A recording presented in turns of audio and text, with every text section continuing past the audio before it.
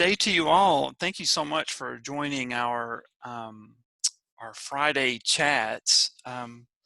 My name is Lawrence Hare. I'm the director of the International and Global Studies program in the Fulbright College of Arts and Sciences at the University of Arkansas.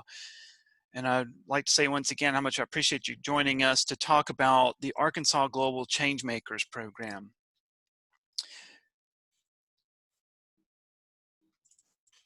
So I want to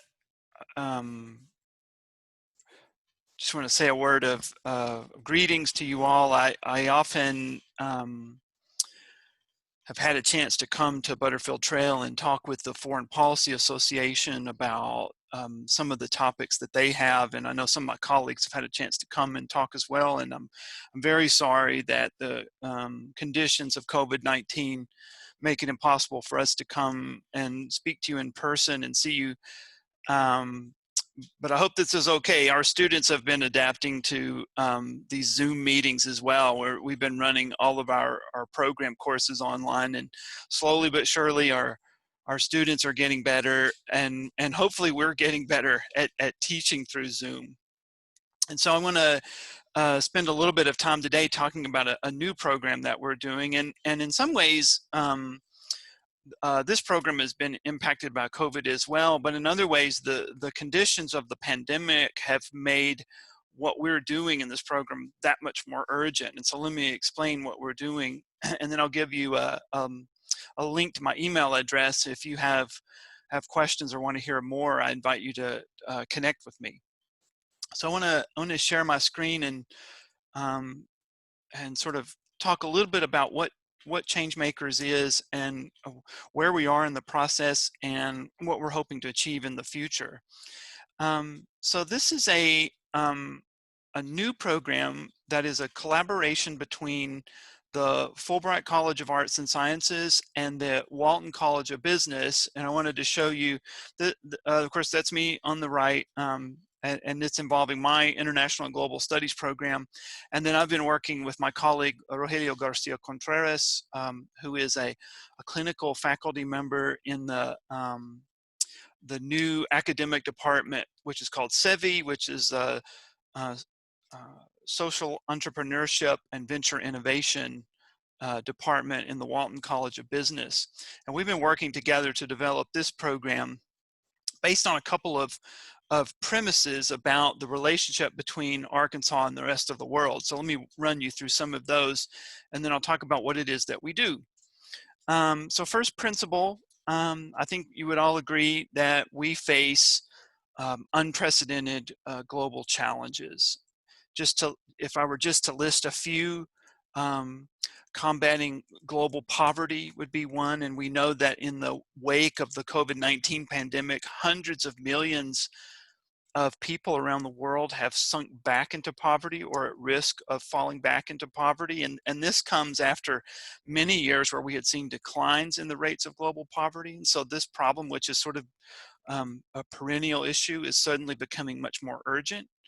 Others include handling migration crises, what we call push and pull factors, and in this case we're mostly talking about push factors such as the effects of climate change or local conflicts or economic declines that lead people to leave their homeland and seek a life elsewhere. I have seen numbers with respect to climate change migration. I have seen numbers from demographers that suggest that in the next few decades, we could see as many as 65 million people being forced to leave their homes due to the effects of climate change, whether it be sea level rise or desertification in parts of the world. And so that leads to this related problem. How do we address climate change and other environmental crises? And then there are some problems that that are sort of good problems. Like we have an increasingly complex global economy, which on the one hand has fostered economic growth. When I told you that poverty had gone down before the COVID-19 pandemic, that's largely attributable to the transformation of the economy. But then the question emerges: how do we adapt nations and regions? How do we adapt workforces to create employment and create meaningful work within a complex global economy? And then how do we get those people to work? How do we develop the reliable, low-impact transportation networks that will facilitate trade and labor movement? And then, of course, our most recent problem, how do we mitigate the effects of global pandemics? And so, you can see that um, perhaps the number and the scale of problems that we face on a global scale is concerning, and that is an area of study that is of special interest to the program that I run in international and global studies, where our student majors, and we have about 300 of them, work to understand, it's an interdisciplinary program, so they work in a number of different fields: geography, history, economics, anthropology, sociology, and political science, etc., to understand the processes of global integration, and also to just explore the issues that emerge from those processes. And so that's what we're seeing here. So the next principle I would share with you is that many of these global challenges manifest themselves at the community level. And so when we talk about issues of concern to our community, we're really talking about their connection to global problems. So first of all, I would say, and this I think you would agree with as well, is that many of the changes that have come about through globalization processes have affected our communities, right? So globalization involves the rapid expansion of trade networks. And so you see, we're seeing new products, we're seeing new connections emerging. It's also a process that is driven by technology. And of course, we've seen dramatic changes in the way we live our lives through technology. Of course, we're holding this meeting on Zoom. I hold most of my classes on Zoom. So the way we connect with one another, the ways that we encounter other cultures and other societies has definitely changed, and has sort of trickled down to the community level and sort of changed the way our communities look and feel in some ways. And then the issues that we face as communities in many ways could be connected directly or indirectly to the social challenges that we experience at the global level.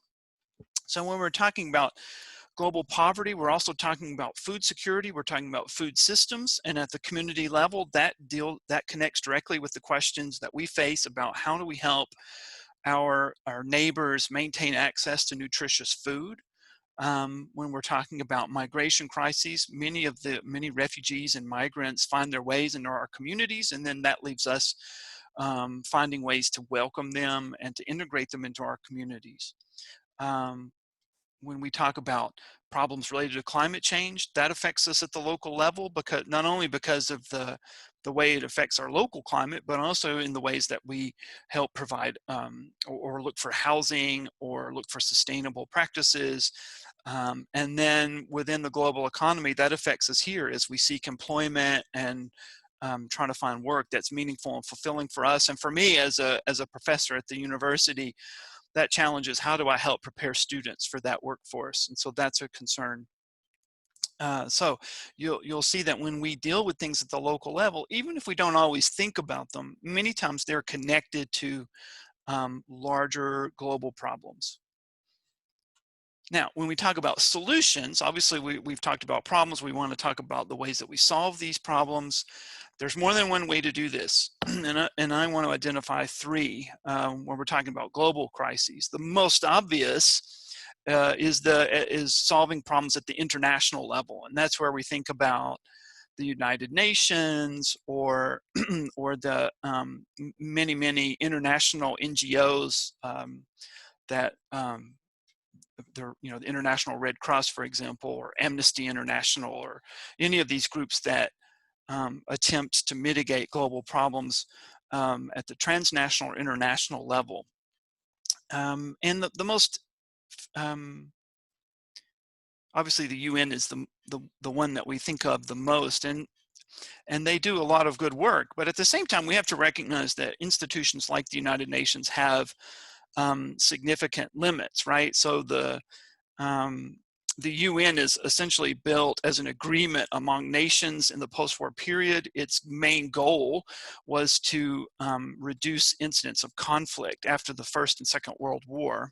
And so it's an attempt to solve a problem that had existed between nations. And so when we're talking about the sorts of global challenges we face today, the UN isn't always as well equipped to deal with those problems, right? So part of the issue is that the UN is driven by nations that have their own agendas, and particularly the big powers. So the United States, the Russian Federation, China, Germany, those sorts of countries, the UK, that have agendas, and sometimes those agendas and interests come into conflict, and that can produce limits on what the UN can do, because especially at the Security Council level, you know, the fact that any of the members or the standing members have a veto power sometimes precludes movement on some of these issues.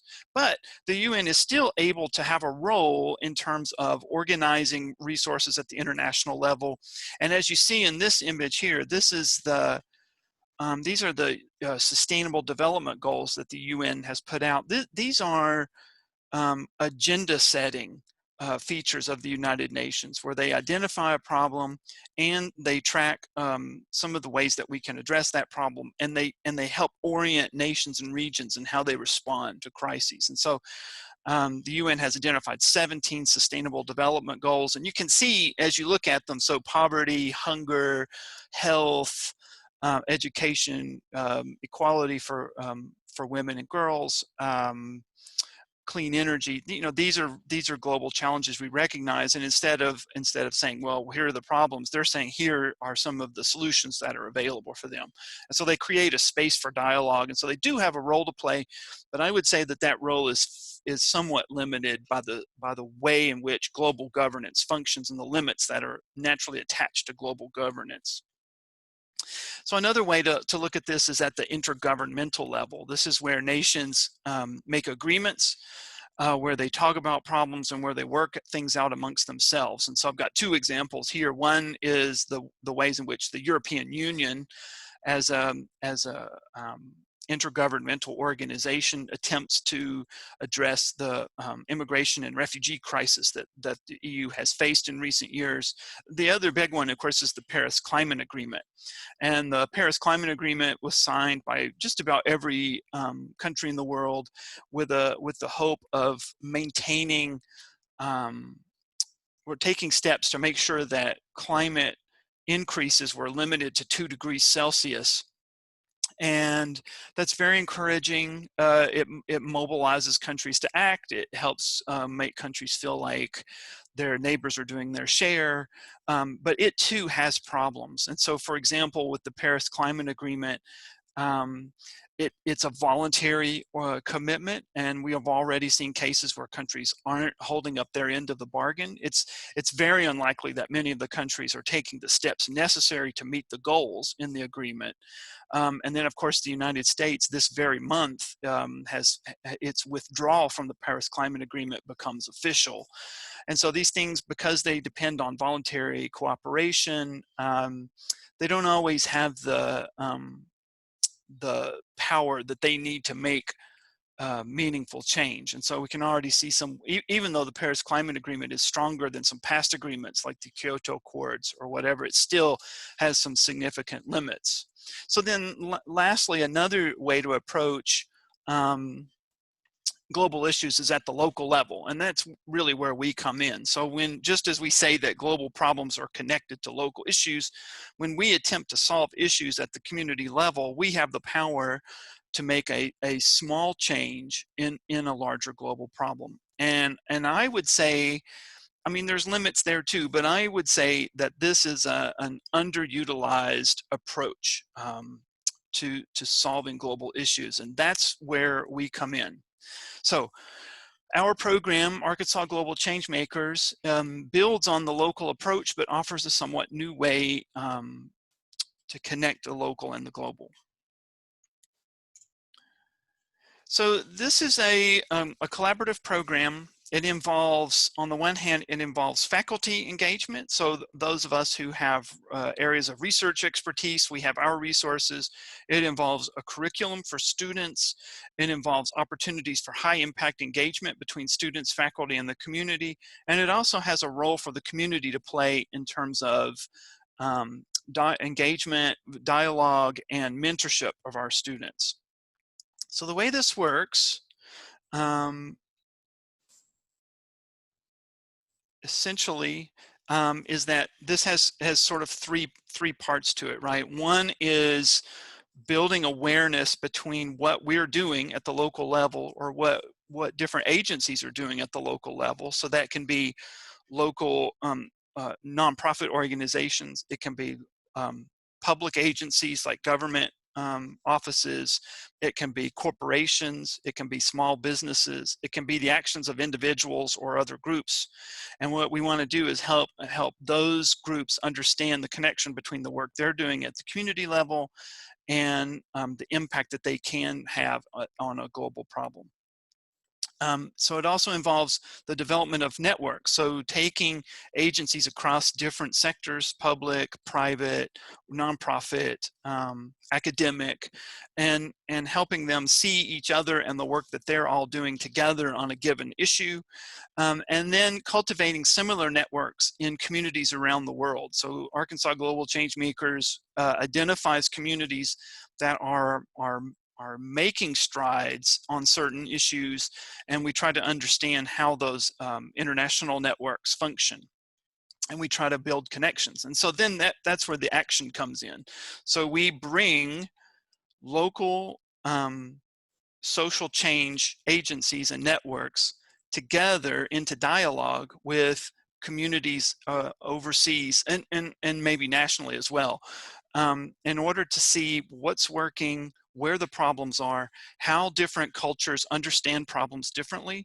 And then based on that analysis, we develop new solutions and we implement them, sometimes locally, but also across cultural boundaries, so that we share the good work that we're doing with partners around the world. So let me try to sort of explain this in a little bit more detail. So here's the process. So right now, our institution is running a pilot program with the city of Barcelona, Spain. And the issue that we're working on right now, we're actually two issues. One is food security, and the other is job skill development in the global economy. And so what we're doing, well, we've identified our issues. We know that these are issues that we have problems with right here in Northwest Arkansas. And we know that they're issues that our partner in Spain is dealing with. And so we've been developing a network of the organizations that address these issues, both here in Northwest Arkansas and in Barcelona. And to help us with that, we have a university partner in Barcelona, the Universitat Abat Oliba CEU in Spain, that is helping us to cultivate that network. And then what we do is we bring students into the mix, and the students are studying the ways in which the work that these agencies are doing and the work that these networks are doing, and then the ways that those connect to the larger global issues. So if you're helping provide nutritious meals for school children in Northwest Arkansas, or you're helping implement a farm-to-table solution in Northwest Arkansas, how does that connect to the broader food system, right? And then how does that connect to the larger issue of food security on a national or global scale? So we're raising that awareness, helping students see the connections, see what we might call a change ecosystem of different agencies that are working, and not always working together, but working on similar problems, right? And so with the students, we want to create an international and intercultural dialogue. So for example, and that's what I'm talking about here. So for example, in the spring of 2021, we're going to run a seminar in real time with another class in Barcelona, and the students will be responsible for explaining to one another how the local networks function to address the problem in the given region. So the students in Spain will talk about what is going on in Barcelona. The students in Fayetteville will talk about how we approach the problem in Northwest Arkansas. And that includes very fundamental things like, what is it, who is hungry? What does it mean to be food insecure in our region? What are the outlets through which resources are delivered? Who distributes? who applies for aid, these sorts of things. What sorts of cultural, political, economic structures are in place, historical factors, what have you, that help determine who gets help, who needs help, etc. And so as we're discussing this, what we're trying to do is we're trying to assess the work of both the organizations, that is the change agency. So it might be a group like Seeds That Feed in our community, or Tricycle Farms, or the Northwest Arkansas Food Bank. So we're looking at their operations, looking for places where they're experiencing problems, or where they might need a little bit of help or a little bit of innovation. And then we're also looking at the change ecosystem as a whole. What are the ways in which these groups are working together? What are the ways in which these groups are not working together? How do we want to approach this in a way that we could strengthen cooperation, that we could develop common strategizing, strategic practices? So we're doing that both on our side and on the side of our partners in Spain. And as we come to understand where the gaps are, where the problems are, then lastly, our students will work with our partners as mentors and with our partners overseas to develop social innovation solutions that that are sustainable and that we can implement and then hopefully scale up, so that if we can maybe find a small solution for one group, is there a way to scale that up so that we can help more groups? Is there a way to make that solution cross cultural boundaries so that it could work in another case? Are our partners in Spain doing something that we could learn from, that we could make or implement or adapt for Northwest Arkansas to improve our operations? So we're learning the lay of the land, and then we're learning what the best practices are, and then we're learning how to make those best practices work for us and work for our partners.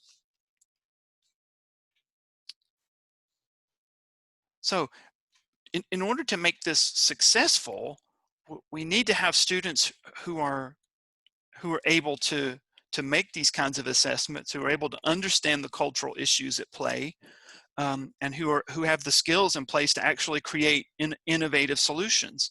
And so that's where the curriculum comes in. And my partners and I like to say that we are hoping to train the next generation of change makers. And so there's a whole lot of little curricular pieces that we pull together for students who participate in our initiative. And there are lots of ways for students to kind of come into our initiative. One that we're working on right now is through the development of virtual international education opportunities. So I'm working right now with our center in Rome. I don't know if you knew this, but the University of Arkansas has a center in Rome, and right now it's closed because of COVID-19. So we don't actually have students on the ground in Rome.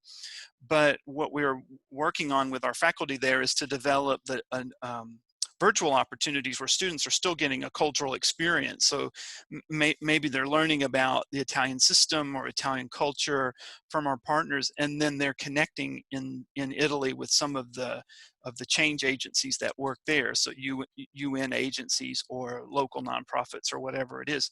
And along the way, they start to understand some of the cultural issues and some of the social issues in play, and this can happen for our students at a really early level.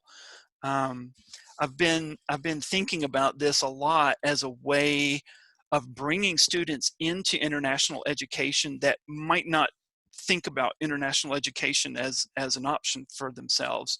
So a lot of students, and I was like this too. If you're I was a first gen college student, and the idea of studying abroad was frankly intimidating for me. And I think for a lot of students that's true. And maybe their parents have concerns about sending their child overseas, or maybe they just see themselves taking a career locally, and they think, well, study abroad's a nice thing, but it's not really important for my career pathway or my academic pathway.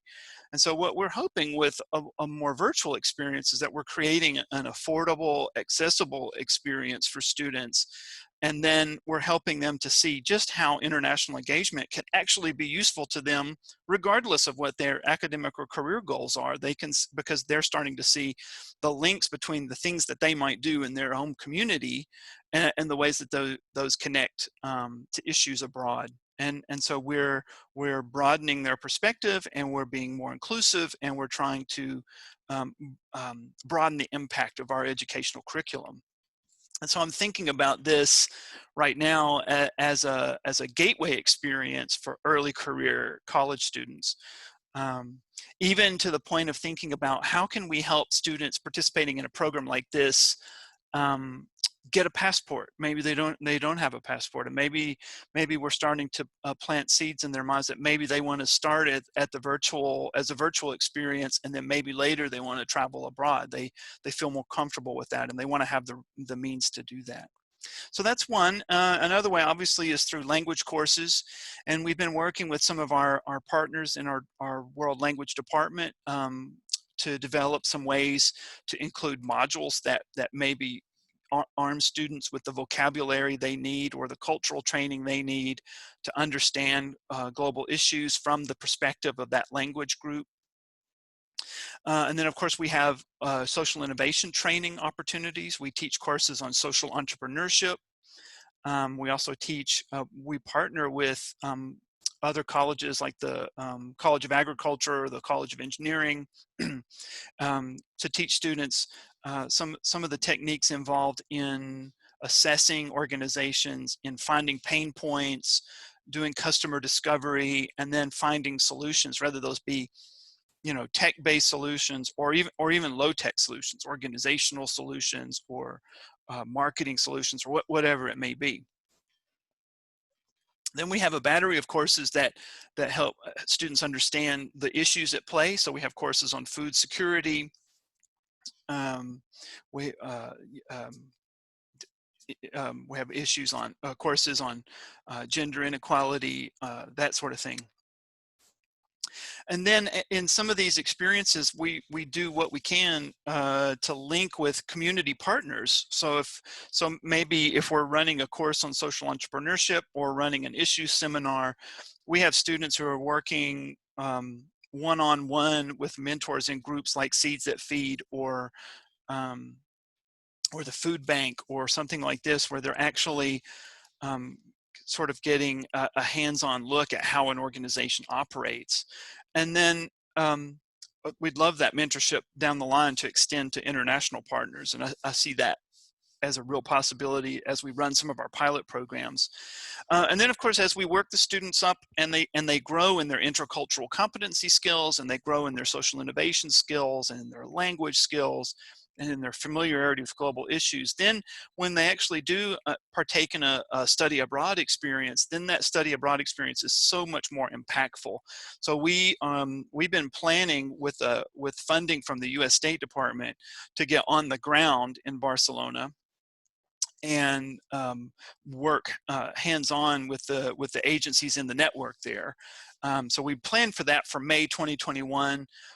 Don't know if the pandemic conditions will allow us to travel, but eventually we'll do that. We also have another study abroad course developed with the School of Architecture that deals with sustainable housing, and that travels to Denmark and Finland, which are leaders in international design. Oh, I wanted to mention that Barcelona is one of our target cities because they are a social innovation city. They have a lot of programs that will be of interest to our community. And then we've also been developing connections. We're running a course this fall with the biomedical engineering program dealing with public health and connecting with partners in Bangalore, India. And then we have some interest in developing a program in, this isn't exactly on the right place on the map, but in La Paz, Bolivia, and then in Accra in Ghana. And then we've also looked at some other cities, obviously Rome I mentioned, but also Berlin, which is also a well-known social business city. And then, of course, there are possibilities that we could expand nationally and look at cities that are doing innovative things here in the United States, such as Denver, Colorado, for example, where you have innovative things on issues like waste, like food waste management and those sorts of things. So study abroad or even national internal study is that's a goal that we want for many of these students, to build the networks, to foster the relationships, but also to have the high impact study for students. And then finally, we're hoping that those experiences will yield on the back end some individualized high impact experiences, and that can include internships with some of the organizations where the students are actually getting the hands-on training in depth, field research experiences where they're studying a problem in greater depth, and we have study abroad partners that we work with on this. And then implementation of social innovation strategies. So the university runs a social innovation challenge every year, and students can bring ideas and present them, and then in some cases can get funding to implement those ideas, or can get follow-up experiences with the Clinton Foundation or other similar groups. And so what happens is that you've taken a student from the beginning, maybe even a student who had never been out of the country before, and by the end you have a student who's pretty well prepared to make a difference in an issue area or within a change ecosystem. Good. So that's essentially how Changemakers works. We started this program about 2 years ago, and we developed our pilot program in Barcelona, and then of course we haven't been able to actually travel yet, so we've been hoping that that's going to happen, and then we've been running courses on campus. I mentioned the course with Bangalore, the course in the spring with Barcelona, and then of course we're hoping to develop we're working right now with a group in Bolivia to develop a public health course, or a course focused on public health issues. And so our on-campus capacity has grown, and our virtual capacity is growing, even though we haven't been able to do the site visits that we want to do yet. But eventually that's going to happen. And I'm really excited about the potential that this has. And the other thing I want to mention is that we've been we actually had funding to in our pilot course to actually take some of our community partners with us. So some of the directors of agencies or representatives from city government or state government, or maybe a corporate representative. And then in that way, we're building faculty and community partner buy-in into the program, and with the hope that this would expand out so that we can encompass more issue areas and more destinations around the world, so that we can have these relationships and we can deepen them with selected communities. And then the last thing I want to mention is that this sort of fits the model of what we call international service learning, but it changes the ethical makeup of the service learning. So in two key ways. One is that it is a dialogue. It's not a situation where we're trying to take the wonderful things that we're doing in the United States and share them with the rest of the world, or impose them on the rest of the world. And so we're looking for issues, or we're looking for ideas, anywhere where someone is approaching maybe a low resource approach that we haven't thought of. We could do things more efficiently, and then we're having a meaningful exchange. So we hope to learn as much as we hope to teach. And then secondly, what we do is work directly with organizations. So we don't have our students go in and work directly with the clients, with those that these organizations serve. And that's a classic ethical dilemma in service learning, the so-called what we call volunteerism, where a student flies in at great cost, gets on the ground, works with objectifies those that are maybe receiving the services, or works with the orphan and takes a selfie and then leaves. That's not really what we're interested in. We're interested in working with the organizations themselves, and thinking about ways that we can learn from their operations, or ways that we can help them develop new solutions for their operations. And so that's what we're all about. And on the screen here, I've provided my email. And if you have questions about the work that you're doing, or want to be connected to more of the activities that we're involved in, we actually do have a website. It's sort of in development right now, but it'll be up and running hopefully by the spring. And our students, as they work in the seminar with Barcelona, will be blogging and writing about their experiences. And so that stuff will be available for members of our community to see and become engaged with the work that we're doing. So if you have questions, or you're interested in learning more about this work, we certainly invite you to send us a note and let us know. And with that being said, I'd like to say a word of thanks for your time, and how much of a pleasure it is to come and talk to you about the work that we're doing. I hope that you have a good day. Take care.